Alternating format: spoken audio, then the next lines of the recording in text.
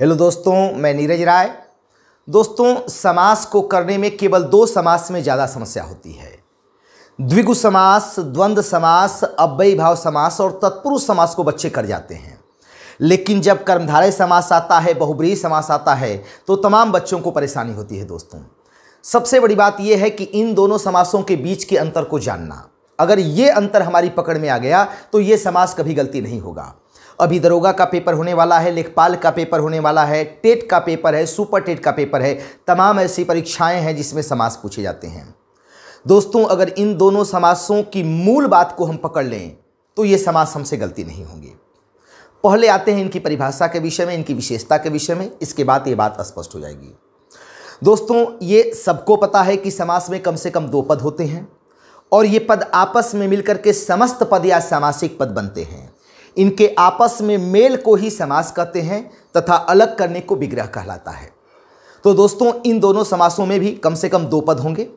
अब उन्हीं दोनों पदों की विशेषता को लेकर के ये समास आगे बढ़ेंगे।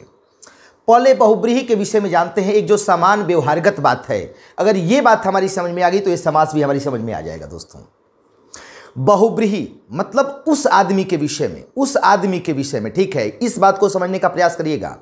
बहुब्रीहि समास किसके विषय में कह रहा है? उस आदमी के विषय में कह रहा है। वह जो आदमी है उसके विषय में कह रहा है। यह समास निकला कैसे? एक गांव में एक आदमी था जिसके पास बहुत अधिक धान हुआ। बहु माने होता है बहुत और ब्रीहि माने होता है धान। तो लोगों ने कहा कि वह आदमी जिसके पास बहुत धान हुआ है, बहुब्रीहि, बहुब्रीहि, वह आदमी है जिसके पास बहुत अधिक धान होता है। ठीक है दोस्तों, बहु का मतलब यहां बहु अधिक से नहीं लिया गया, ब्रीहि का मतलब धान से नहीं लिया गया, बल्कि यह बताया गया कि वह आदमी जो है उसके पास बहुत अधिक धान हुआ है और यहीं से वह निकला। दोस्तों, ठीक है, अब ये व्यक्ति के साथ साथ स्थान पे भी चला गया, जैसा अभी आपको हम बताएंगे। अगर इस बात को समझें तो आगे सारी बात अपने आप स्पष्ट होती हुई चली जाएगी। अब आते हैं इस समास की विशेषता के ऊपर। ठीक है, इसकी परिभाषा क्या कहती है? बहुब्रीहि समास में दो पद होंगे, लेकिन दोनों पद अप्रधान होंगे। मतलब अपनी विशेषता को नहीं बतलाएंगे बल्कि किसी तीसरे के विषय में कहेंगे। बहुब्रीहि समास के दोनों पद अप्रधान हो जाते हैं तथा किसी तीसरे का विशेषण बन जाते हैं। अब दोस्तों, अगर ये बात हमको पता है तो समास अपने आप अपना रास्ता खोल देगा। जैसे मैंने कहा ना कि बहुब्रीहि, बहुत धान जिसके पास हुआ है वह व्यक्ति, मतलब उस आदमी के विषय में ये दोनों बातें बता रही हैं। कौन सी चीजें? बहुत और धान, और इसी से चीजें सामने निकलती हुई चली जाएगी। अब इसे जानने का प्रयास करते हैं। जैसे लिखे हैं एक शब्द लंबोदर, तो लंबोदर में दो पद है, एक लंबा और एक उदर। तो यह पेट के विषय में नहीं कह रहा है कि पेट बड़ा है। ये दो पद हैं, लंबा और उदर। ये दोनों पद मिलकर के किसी तीसरे का विशेषण हो जा रहे हैं, किसी तीसरे के विषय में बता रहे हैं। अभी ये बातें आगे और स्पष्ट हो जाएंगी जब हम लोग कर्मधारय के साथ इसको जोड़ लेंगे। कर्मधारय समास क्या कहता है? कर्मधारय समास ये कहता है कि दोनों पदों के बीच या तो विशेष विशेषण संबंध होगा या उपमेय उपमान संबंध होगा, या दोनों पद विशेषण हो सकते हैं या दोनों पद विशेष्य हो सकते हैं। दोनों की परिभाषा को पहले अलग अलग समझिएगा। बहुब्रीहि समास कह रहा है कि दोनों पद अप्रधान हो जाएंगे, अपनी विशेषता को खो देंगे तथा किसी तीसरे का विशेषण बन जाएंगे। और कर्मधारय समास कह रहा है कि दोनों पदों के बीच या तो विशेष से विशेषण संबंध होगा या उपमेय उपमान संबंध होगा, या दोनों पद विशेष्य हो सकते हैं या दोनों पद विशेषण हो सकते हैं। अब मेरी एक सुझाव है, मेरे हिसाब से अगर इस बात को आप समझे तो और ज्यादा आसानी से समझ सकते हैं। अगर दोनों बातों को मिला करके तीसरे प्रकार से इस समास को समझने का प्रयास किया जाए तो वो बेहद आसान हो जाता है पकड़ना। जिस समास के अर्थ वहीं प्रकट हो जाए तो वो कर्मधारय हो जाएगा। दोस्तों, अगर अर्थ वहां प्रकट न हो तो बहुब्रीहि समास हो जाएगा। अब यहां देखें, दो चीजें मैंने लिखा है, एक लंबोदर लिखा है, एक नीलकमल लिखा है। एक कर्मधारय समास में लिखा हूं और एक बहुब्रीहि समास लिखा हूं। ठीक है, अब लंबोदर में भी दो पद है और नीलकमल में भी दो पद है। ठीक है, अब नीलकमल, ये जो कमल है यही नीले रंग का है। कर्मधारय समास कह रहा है कि ये जो कमल है यही नीले रंग का है, ये पद भी यही कह रहा है, नील कमल। ये जो कमल है यही नीले रंग का है, अपने अर्थ को लेकर, अपनी विशेषता को लेकर के वहीं पर उपस्थित है। लेकिन लंबोदर, लंबा और उदर, उदर पेट को बड़ा नहीं कर रहा है, बल्कि दोनों पद मिलकर किसी तीसरे का विशेषण हो जा रहे हैं। और आसानी से इसे जानने का प्रयास करिएगा। मैं 4 शब्द आपके सामने लिख रहा हूं, ठीक है दोस्तों। पीत सागर, पीत सागर, नील कमल, नील कमल, अधर पल्लव, अधर पल्लव, नील कमल अधर पल्लव, ठीक है। मीठी छुरी, मीठी छुरी, मीठी छुरी। ये 4 शब्द आपके सामने लिखे गए हैं इन दोनों समासों को अच्छे से जानने के लिए।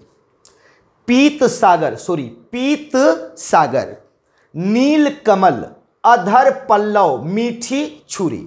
अब ये 4 दे दिए गए आपके सामने और पूछा गया कि आप निर्णय करें कि कौन सा समास कर्मधारय है, कौन सा समास बहुब्रीहि है। ठीक है दोस्तों, अब आप देखेंगे तो तीनों चारों में लगेगा कि विशेष्य और विशेषण संबंध है। पीत सागर, नील कमल, अधर पल्लव, मीठी छुरी, मतलब सब में लग रहा है कि एक विशेषण और एक विशेष्य है। लेकिन दोस्तों अब यही पकड़ने वाली बात आ गई।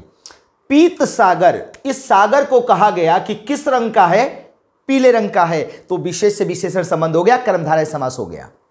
कहा गया नील कमल, ये जो कमल है ये नीले रंग का है, सीधे विशेष से विशेषण हो गया। अधर पल्लव, होठ जो है वो पल्लव के समान है, विशेष विशेषण हो गया। मीठी छुरी, ऐसा लगा कि मीठी छुरी के विषय में कहा जा रहा है, ठीक है। लेकिन दोस्तों अब यही फर्क समझना है। मीठी छुरी, छुरी को मीठी नहीं कहा गया है। अब यहां विशेष विशेषण संबंध नहीं है। ये छुरी मीठे का स्वाद में नहीं है, बल्कि मीठी छुरी, ये दोनों पद मिलकर किसी तीसरे का विशेषण हो गए। कोई बात हो सकती है जो मीठी छुरी के समान हो।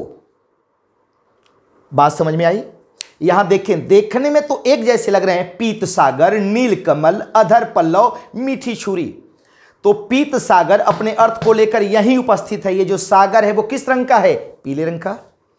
नील कमल, कमल किस रंग का है दोस्तों, नीले रंग का है। अधर पल्लव, ये जो होठ हैं वो किसके समान है, पल्लव के समान, पंखुड़ियों के समान है। लेकिन मीठी छुरी, छुरी मीठी नहीं होती है, बल्कि ये दोनों पद मिलकर किसी तीसरे के विषय बता रहे हैं। कोई बात है जो कि मीठी हो सकती है, मीठी छुरी के समान हो सकती है, ठीक है। तो ये किसी तीसरे का विशेषण हो गए। और अच्छे से इसको जानने का प्रयास करते हैं दोनों में फर्क को। अब देखिए दोस्तों, जैसे मैंने कुछ समास लिखा है बहुब्रीहि को, दशानन, 12 सिंहा, तपोधन, चतुर्भुज, जितेंद्रिय, मृगनेत्रा, पंचानन, कनकटा, नेकनाम, सपरिवार, सबल, सशरीर, शूलपाणी, पतझड़, चंद्रशेखर, वीणापाणी, प्राप्तोदक, दत्तभोजन, निर्धन, नेकनाम, चंद्रबदन, चौलड़ी, सतखंडा, लंबोदर, कृतकार्य, दत्तधन, निर्जन, दीर्घबाहु, पुण्यात्मा, व्यंजनांत, मंदगति, खगेश, मृगेंद्र, विषधर, शांतचित्त, कपीस, चंद्रभाल, अभिज्ञान, शाकुंतलम, मुद्रा राक्षस। अब यहां थोड़ा सा जानने का प्रयास करेंगे दोस्तों। यहां हमने लिखा है पुण्य आत्मा, ठीक है। यहां क्या लिखा है, पुण्य आत्मा। अब यहीं पे मैंने लिख दिया महात्मा, महात्मा, ठीक है। पुण्य आत्मा और महात्मा, ये दोनों में तो एक जैसा मामला लग रहा है कि पुण्य आत्मा और महात्मा, देखने में दोनों शब्द एक जैसे लग रहे हैं कि यहां तो पुण्य आत्मा लिखा गया और यहां तो महात्मा लिखा गया, ठीक है। लेकिन अब इनके फर्कों को समझिएगा कि पुण्य आत्मा लिख दिया गया, मंद गति लिख दिया गया, शांत चित्त लिख दिया गया। ये कैसे किसी तीसरे के विषय में कह रहे हैं? एक ही पद को लेंगे और आपको समझाने का प्रयास करेंगे। शांत चित्त, शांत चित्त। अब इसमें 2 पद हैं, शांत और चित्त। अगर 2 पद हैं तो ये चित्त को नहीं बता रहा है शांत, शांत चित्त। चित्त ये जो है इसके विषय में नहीं कह रहा है, बल्कि किसी तीसरे के विषय में कह रहा है। कोई व्यक्ति है जो कैसा है, शांत चित्त है। जैसे पतझड़, जैसे चंद्रशेखर, जैसे प्राप्तोदक। अब इसी को ले लें, प्राप्तोदक, या एक शब्द लेते हैं दत्त भोजन, ले लेते हैं दत्त भोजन, ठीक है दोस्तों। दत्त भोजन, दत्त माने देना होता है और भोजन माने भोजन होता है, आप जानते हैं। तो ये एक दूसरे के विशेषण नहीं है, न विशेष्य है। दत्त भोजन मतलब दिया गया, और भोजन मतलब क्या है, भोजन ही है। तो दत्त माने देना और भोजन, तो आपस में इनके विशेष से विशेषण संबंध नहीं है। यहीं लिख के देख लेना, नील कमल, नील कमल। अब ये कमल है, नीले रंग का है, लेकिन दत्त भोजन, ये भोजन के विषय में नहीं करा है। दिया गया भोजन, अर्थात इसका विग्रह क्या हो जाएगा, दिया गया है भोजन जिसे वह, दिया गया है भोजन जिसे वह। ये दोनों पद मिलकर किसी तीसरे के विषय में बता रहे हैं, और जब ही किसी तीसरे के विषय में बताया जाए वो कौन सा विशेषण हो जाएगा, अरे कौन सा समास हो जाएगा, बहुब्रीहि हो जाएगा। दोस्तों अगर दोनों पद अपने अर्थ को लेकर वहां उपस्थित न हो और किसी तीसरे का विशेषण हो जाए तो बहुब्रीहि समास होता है। दोस्तों अगर अपने अर्थ को लेकर वहीं उपस्थित हो जाए तो कर्मधारय समास हो जाता है। ठीक है दोस्तों, अब देखिए जैसे दत्त भोजन लिखा गया तो दत्त माने देना होता है और भोजन है, तो ये जो भोजन है ये दिया गया है। अब यहां विशेष विशेषण संबंध नहीं हो रहा है, ठीक है, लेकिन ये भोजन दिया गया है, किसे दिया गया है, कोई है, ठीक है, तो दिया गया है भोजन जिसे वह, तो ये बहुब्रीहि समास हो गया। लेकिन नील कमल, अब ये नीला रंग की बात कर रहा है और इस कमल की बात कर रहा है कि जो कमल ये है यही किस रंग का है, नीले रंग का है। ठीक है दोस्तों, तो इस बात को समझिएगा कि जब दोनों पद मिलकर किसी तीसरे का विशेषण हो जाए तो बहुब्रीहि समास, ठीक है, और दोनों पदों के बीच विशेष से विशेषण संबंध हो जाए, उपमेय उपमान संबंध हो जाए, या दोनों पद विशेषण हो जाए या दोनों पद विशेष हो जाए तो कर्मधारय समास होता है। जैसे कुछ मैंने लिखा है, नील गाय, नील गगन, पीत सागर, प्रिय सखा, महात्मा, महाराज, महाकाव्य, काली मिर्च, कृष्ण सर्प, नवयुवक, सद्भावना, कापुरुष, कदन, नीलोत्पल, सन्मार्ग, सज्जन, मुनिवर, मदन मनोहर, कुमारी श्रमणा, कुमारी श्रमणा जो अविवाहित लड़की होती है सन्यासिनी, उसके विषय में कहा गया कुमारी श्रमणा, श्याम सुंदर, नीलपीत, मोटा ताजा, हरा भरा, चंद्रमुख, कंबुग्रीव, विद्युत चंचला, विद्युत वेग, कुसुम कोमल, नररत्न, अधर पल्लव, नररत्न, अधर पल्लव, कनकलता, पकौड़ी, पकौड़ी, पकी हुई है बड़ी जो। अब एक बड़ी की विशेषता हो गई कि बड़ी कैसी है, पकी हुई है। अब यहां देखें, एक पल के लिए लगेगा आपको विद्युत वेग, ठीक है, किसी दूसरे के विषय में तो नहीं कहा जा रहा है विद्युत वेग, लेकिन नहीं दोस्तों, जो ये वेग है ये किसके समान है, विद्युत के समान। वेग किसके समान है, विद्युत के समान, इसलिए कौन सा हो जाएगा, कर्मधारय समास हो जाएगा। लेकिन अभी कह दिया जाए कि पतझड़, तो पत्ते झड़ते हैं जिसमें वह मौसम, एक ऐसे मौसम की बात की जा रही है जिसमें पत्ते झड़ते हों, ठीक है। निर्जन, निकल गए हैं जन जहां से वह, एक स्थान, मैंने कहा ना कि उस आदमी के विषय में कहा गया बहुब्रीहि जिसके पास बहुत अधिक धान हुआ। गांव में एक कहावत निकली कि वह आदमी जिसके पास बहुत अधिक धान हुआ है, बहुब्रीहि मतलब वह आदमी है, दूसरे के विषय में कहा गया। ठीक है दोस्तों, तो जब ही दूसरे के विषय में कहा गया क्या हो जाएगा, वो बहुब्रीहि समास हो जाएगा। तो निर्जन, निकल गए हैं जन जहां से वह, एक स्थान के विषय में, वह स्थान जहां से सभी लोग क्या हैं, निकल गए हैं। तो दो पद हैं और दोनों पद मिलकर किसी तीसरे के विषय में बताएं तो समास बहुब्रीहि हो जाता है। अब देखें, कभी कभी एक समस्या हो जाती है कि कुछ बच्चे कहते हैं कि सर पीताम्बर कभी कभी कर्मधारय हो जाता है, कभी कभी बहुब्रीहि हो जाता है। समास, एक समास विग्रह करने पर एक से अधिक समास हो सकता है, ये जान लीजिएगा, इसको कोई नहीं काट सकता है। एक समास विग्रह करने पर एक से अधिक समास हो सकता है। जैसे वज्रदेह किसी ने कह दिया तो आपने सीधे वज्रदेह कहा तो उपमेय उपमान संबंध हो गया, वज्रदेह, ठीक है। रूपक अलंकार जैसे होता है ना कि दोनों के बीच अभेद हो जाता है, चंद्रमुख, ठीक है, तो वज्रदेह सीधे कह दिया तो कर्मधारय समास हो गया। वज्र की देह कह दिया गया तो संबंध तत्पुरुष हो गया। वज्र की देह वाला कह दिया गया तो बहुब्रीहि समास हो गया। एक समास विग्रह करने पर एक से अधिक समास हो सकता है। अब यहां पे देखें, पीतांबर लिखा गया है, पीत है अंबर जिसका। अब ये जो जिसका पद है, पीत है अंबर जिसका, अब ये अपने अर्थ को यहां छोड़ दिए, उस आदमी के विषय में कहा गया जो पीले रंग का कपड़ा पहनता है।